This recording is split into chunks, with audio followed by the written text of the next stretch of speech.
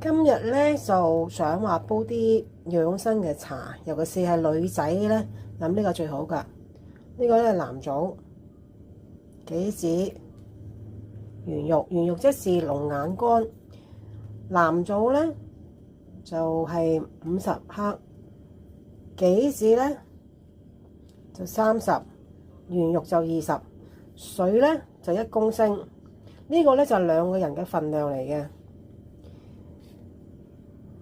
咁咧，我又慣咗咧，將佢咧沖洗佢咯，即係乾淨少少咯。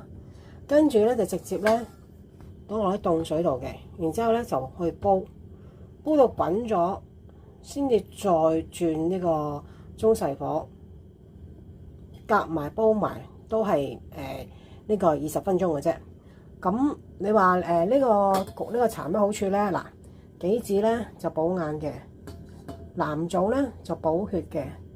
圓肉咧就係健脾嘅，咁所以咧呢個湯水咧，除咗補血養顏啊，清下嗰個脾，尤其是啲唔夠瞓嗰啲咧，同埋隻眼咧就好攰嘅咧，就飲呢個水呢個焗茶所謂就最好嘅。如果你話我唔冇時間煲佢嘅，即係20分鐘都唔得閒嘅，咁你就洗乾淨晒所有嘢，用啲滾水捉落個暖壺度，咁然之後咧就將呢啲擠埋落去焗。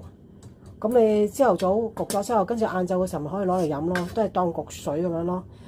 咁樣就搞掂噶啦。咁你至於話呢個藍棗嘅，你中意去咗個核又得，你唔去都得嘅。咁如果你去咗核嘅話咧，咁你煲咗出嚟或者係焗咗咧，就可以全部食晒佢咯。